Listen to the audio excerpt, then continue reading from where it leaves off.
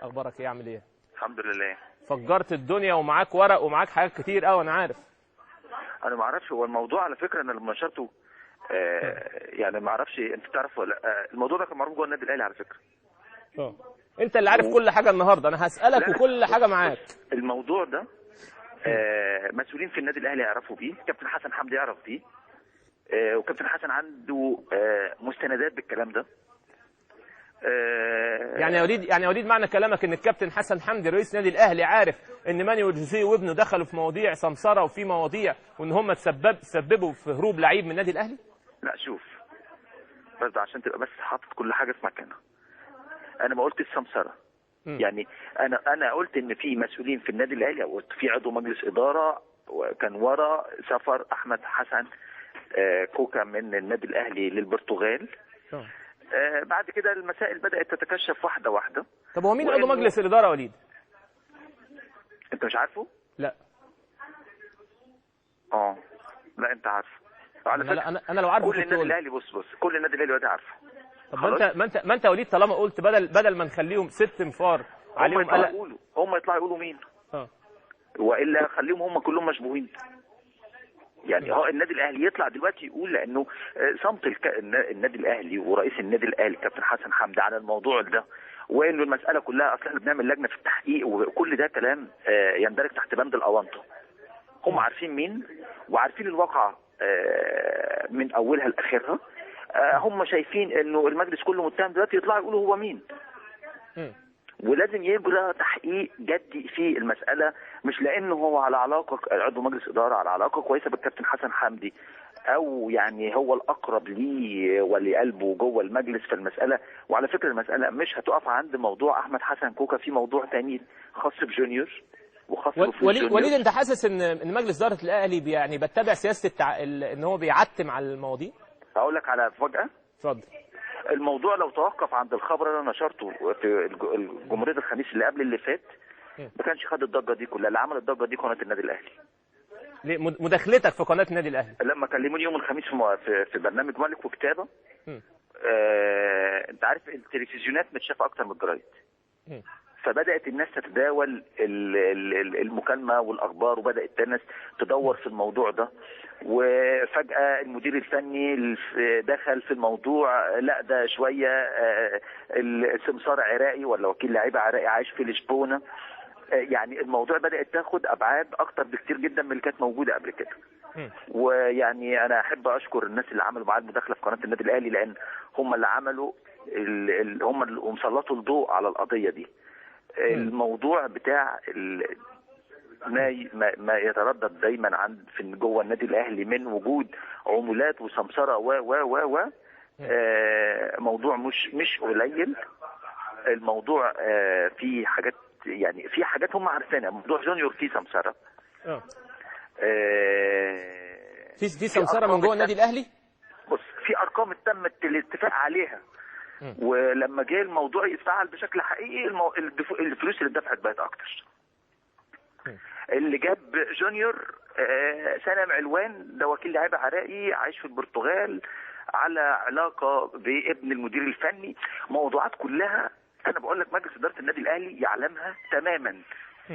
لكن مساله ان هم بقى مش عايزين يدخلوا المدير الفني في الموضوع، وانه البطولات والمكاسب وان هم يحتموا فيه وبيداروا وراه، وانه ما حدش بيجيب سيره النادي او سيره مجلس اداره طول ما الفرقه بتكسب او طول ما جوزيه بيكسب بطولات. دي مساله يعني مسفه جدا، ولازم لازم يبقى في نوع من التغيير في تناول المسائل. بس يا وليد بس انا عايز اقطعك هنا. انت هنا بتقصد عضو مجلس اداره بعينه وليس المجلس، مظبوط كده؟ مظبوط كده. طيب هقول لك حاجه وانت رد عليا. انا النهارده حصل اتصال مع يعني تعتبر جميع اعضاء مجلس اداره النادي الاهلي، وكلهم كان ليهم ردود مختلفه خالص. بمنتهى الصراحه كده قالوا ما فيش كلمه من اللي انت كتبتها مظبوطه، وان هو خليني اشرح لك وانت رد. وان هم هيكون لهم رد جامد جدا الفتره الجايه، وان هم مستنيين اي واحد يطلع بورقه ويقول اسم، يعني يقول عضو مجلس اداره ده. انا اراهنك ان هم يطلعوا برد جامد. مش هيقدروا يطلعوا برد جامد. وعايز اقول لك على حاجه، الواقعه دي هم عارفين انها صحيحه بنسبه 100%. لكن هي الناس اتعودت انها تكذب. وللاسف هتلاقيهم كلهم من الناس اللي هي تدعي التدين. لكن انا بقول لك اي حد يقول لك الموضوع ده غير صحيح ده كذاب. وانا بقول لك ان الاوراق والمعلومات عند حسن حمدي. طب في خبر تاني يا وليد كنت كتبته ان في موظف كابتن حسن حمدي عمل اجتماع في لجنه الكره واقاله واول انا ما قلتش ان حسن حمدي عمل اجتماع. هم جابوه اجبروه على الاستقاله لانه هو متورط في موضوع احمد حسن كوكا. بس برضه الخبر ده هم كذبوه وقالوا ان الراجل ده موظف. يا سيف انا مش مستغرب هم يطلعوا يكذبوا، لان لو ما كذبوش يبقى بيشتغلوا على غير عادتهم. يعني انا متعود معاهم لان هم هيبقوا بيطلعوا بحاجات ويقولوا لا ما حصلش، هم عارفين انها حصلت. وفي الاول وفي الاخر كل بني ادم يقف قدام نفسه ويقف قدام مرايه يتفرج على نفسه ويشوف نفسه هو كذاب ولا صادق. لكن انا بقول لك المعلومات اللي بقولها لك دي صحيحه. طب يا وليد بعد اذنك المعلومات دي انت متاكد انها صحيحه منين؟ يعني معاك ورق بكده، معاك مستندات؟ يعني كلام خطير جدا ودلوقتي انت بتتهم عضو مجلس اداره ان هو تدخل كده، ومش متعودين على النادي الاهلي بالوضع ده، وبشوفك بتتكلم بثقه. لا هي ناس تعودت النادي الاهلي ما حدش يتكلم عليه بالشكل ده. لكن المساله دي طول الوقت موجوده في النادي الاهلي. لكن هو بس المساله انه الناس مش متعوده ان ده يحصل، او مش متعوده ان ده يحصل في العلن ما يتقالش. دايما كانوا مراهنين على مساله انه متغطيين بالاعلام، ما حدش هيتكلم عليهم. لكن انا بقول لك المعلومات ده صحيحه والمصادر اثق فيها تماما. وانا بقول لك للمره الثالثه الكابتن حسن حمدي معاه مستندات باللي انا بقوله ده. ومعاه مستندات بتورط عضو مجلس اداره؟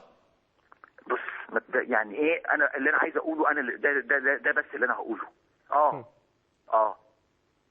والمسؤول اللي كان بيشتغل في قطاع الناشئين اللي تم اجباره على استقالته وكتب الاستقاله له علاقه بالموضوع ده. بس المسؤول ده وليد، والمسؤول ده على علاقه بعضو مجلس الاداره وهو اللي جايبه مشغله في النادي. بس يا وليد عشان نوضح الامور للناس اكمل لك اكتر. ما انا هقول لك، انا بقى هقول لك حاجه جديده. طب اتفضل. انا هكمل لك اكتر بالجديد. اتفضل. ان المسؤول اللي مشي من قطاع الناشئين ده هو اللي جاب مانويل جوزيه ومضاه العقد بتاع الفودافون، ورغم ان هم كانوا عارفين النادي الاهلي هيعمل تعاقد مع اتصالات. ولما جم سالوا مانويل جوزيه انت مضيت العقد ده ازاي؟ قال لهم انا جالي مسؤول في النادي ما اقدرش اقول لا. ولان طبعا مانويل جوزيه يعرف مدى علاقه الراجل اللي مشي ده بعضو مجلس الاداره ده، لانه دايما يعني جوزيه عارف العلاقه اللي بينهم بعض ايه. فالراجل وقع على العقد بتاع الفودافون اللي بعد كده دخل النادي الاهلي في مشكله انه الاهلي متعاقد مع اتصالات والمدير الفني متعاقد مع الفودافون. وليد عايز اسالك سؤال بمنتهى الصراحه، عندك الجراءه تقول لي مين هو عضو مجلس اداره؟ لا مش هقول لك مين، لانه بص انا هسيبهم لما هم يطلعوا يقولوا هو مين. طيب احنا هنستنى بقى اجتماع مجلس اداره اللي هيقولوا فيه، واعتقد ان اجتماع مجلس اداره ده هيكون فيه يعني رد جامد في الموضوع ده. هتتفق معايا ولا تختلف؟ وما تراهنش على ان هم يردوا رد جامد. خلاص؟ الرد الجامد بتاعهم ان هم الاثنين ينفوا وانه ده ما حصلش، ويبقوا في الحاله دي حطوا نفسهم تحت بند الكذب او في خانه الكذابين، او ان هم يساووا في المسائل. هو النادي الاهلي اتحط في موقف دلوقتي ان ما حدش يعرف يقفل الموضوع، لازم يطلع برد للناس. الرد للناس انه لازم يفتح تحقيق شفاف جدا، وده برضه اكد لك للمره الثانيه مش هيحصل ده. طب انا عندي معلومه يا وليد برضه نحب نوضح للناس. الراجل الموظف اللي كل الناس بيتكلموا عليه وانتوا بتتكلموا عليه ان هم يعني اقلوه عضو مجلس اداره جابوا شغله، الراجل ده يعني المفروض يعني الراجل ده ما اسموش ميم عين، اسمه ممدوح عيد. بنقول اهو بمنتهى الصراحه. وانا حصل مين اللي كتب ميم عين بالمناسبه؟ ما انا بقول لك الصراحه. انا ما كتبتش ميم عين. ما انا هقول لك بقى اللي عندي. وانا وحصل اتصال بيننا وبين الراجل، او انا كلمت الراجل قبل برنامج، والراجل ده موظف في النادي ده، راجل متطوع وراجل من عيله كبيره جدا، ويعني من عيله كبيره، بس هو الراجل طلب مني ان انا ما اقولش اسم العيله، وقال لي ان هو بيخدم متطوع، بيخدم النادي الاهلي في مجالات كتير زي اسامي كتير، الحاج تيسير الهواري، استاذ ياسين منصور. الراجل ده برضو يعني في نفس القصه بيقدم خدمات للنادي الاهلي ومالوش ادنى علاقه بالموضوع. وجابوا الكابتن زيزو قال له يعني الراجل ده ليه علاقات بره بارسنال وبمدارس بره، وجه وشغال متطوع في النادي الاهلي، ولا قدم استقالته، ولا جابوا الكابتن هادي خشبه، ولا ضغط عليه، ولا في الكابتن حسن حمدي، ولا كل الكلام ده. وبيقول انا مش عارف كل الكلام ده بيجي منين. مشي ليه؟ هو بيقول ان بعد الكابتن زيزو ما فضلش العمل وشاف ان هو وقته ما يسمحش فمشي.